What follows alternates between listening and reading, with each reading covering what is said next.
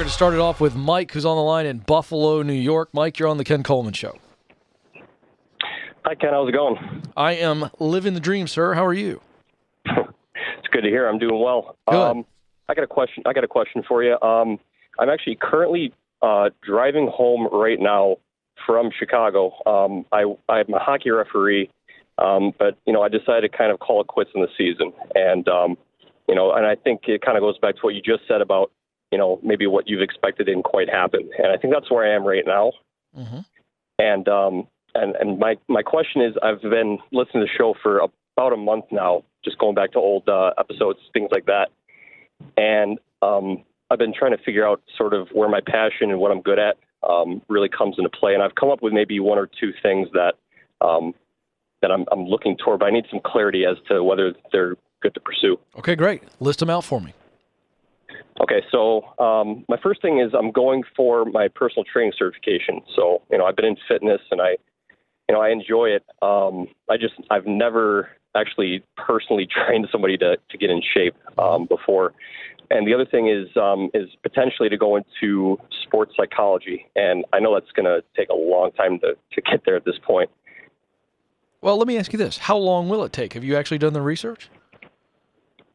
Yeah, so sports psychology, it requires a bachelor's. So, when I started officiating hockey, I've been doing it for 6 years, and I'm 25 right now.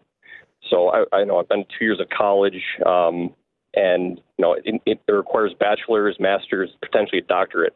Okay, so hold on. So let's just break this down. Yeah. Sometimes it's good just to walk through this with somebody else, and I'm your guy today. So you've got 2 years down. You'd have to get 2 more, okay, to get the bachelor's, and then we're talking about a master's, right?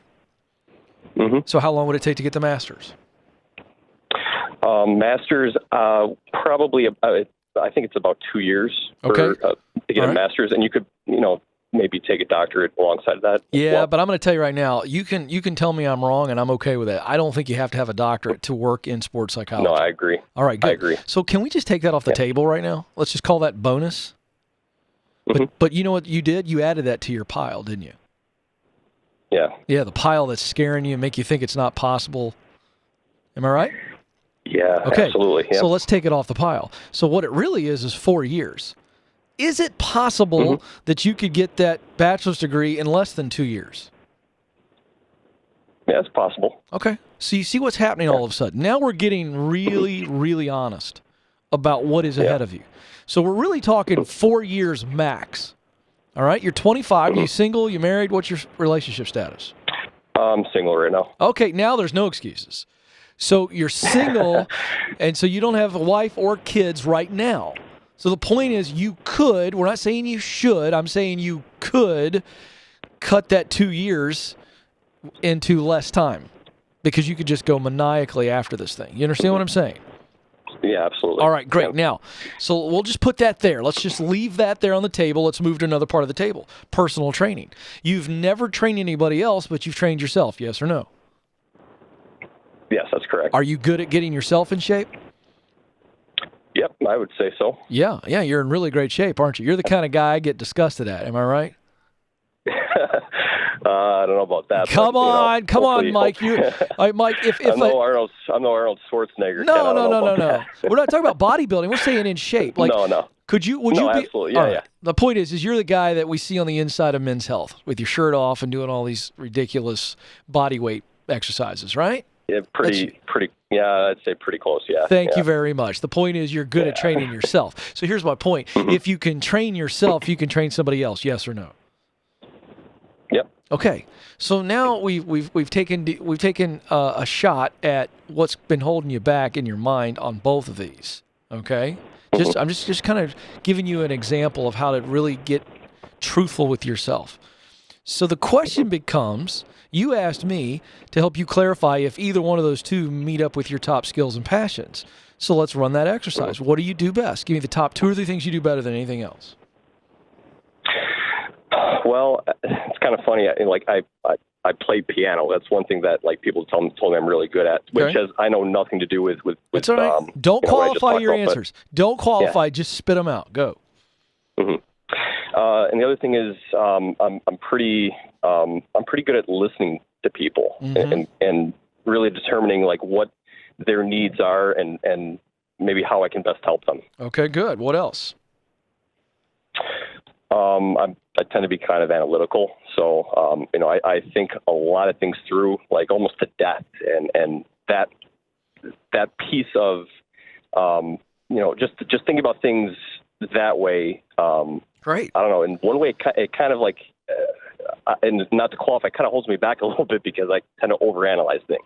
That's fine. That's fine. So now when people have told you that you're a good listener and you're identifying analytical as a strength, which it is, do you also get compliments for giving advice? Yeah, I have from time to time. Yeah. Yeah. See, so you're not just listening. While you're listening, you're analyzing, yes or no? Yeah, absolutely. And then from time to time, you'll actually give some advice after listening and analyzing. Am I right? Yeah. All right. Now, I want you to take me back to a time recently where you were listening to a friend or a coworker or somebody, and you were analyzing. And then when they got done talking, you had analyzed on the spot, and you gave them some feedback, and they liked it. Can you remember one of those moments? I wouldn't say too recently anything memorable, but I remember a couple years ago, there's this girl that I was talking to. She wanted to go to Cork, Ireland. Right. To study over there, and she had a lot of doubts about it. And I just told her, look, like, this is something that's just a great opportunity for you, and you should take advantage of it. Just that type of thing where I was almost motivational. Yeah, but you gave her some advice, and she liked it, right? Yeah, right. How did it make you feel? Really good. And in fact, she sent me an email saying that, like, she really appreciated like what I told her and how I helped her out. So that felt really good. Okay, good. Now let's move over. I'm just helping you out really fast. Tell me what you're passionate about. Give me the work you enjoy most. When you're in the middle of it, or a function, maybe it's listening to somebody you love more than anything else. What is it? I would say it would be doing some performance in front of people. Kind of going back to the playing piano. Like, I get a lot of energy from doing something in front of a lot of people. Okay, good. What else? Real quick. Like just health and fitness. Like I said, I'm in shape, and I kind of have a passion for being healthy and working out. Good. Okay, so here's the deal. I think that personal training and sports psychology, both of those are in your sweet spot. I have said this many times to a lot of people, okay, that it's not one silver bullet career. It's not that every person walking around has only one career and one job only. The sweet spot is the intersection of your greatest talent and greatest passion. You said, Ken, I'm looking at two things, personal training and sports psychology, and I need your help to help me clarify that those are within my sweet spot, and I think both are, because you just verified it. Okay, but your top talents that you listed were listening and being analytical. I wrote down for you that you're very disciplined. You're a very disciplined guy. In order to be so physically fit, you just have to have the strength of discipline. Am I right? Yeah, for sure. Right. Absolutely. Now, you also said on the passion line that you love performing, and you also are passionate about health and fitness. Now, let me just show you something.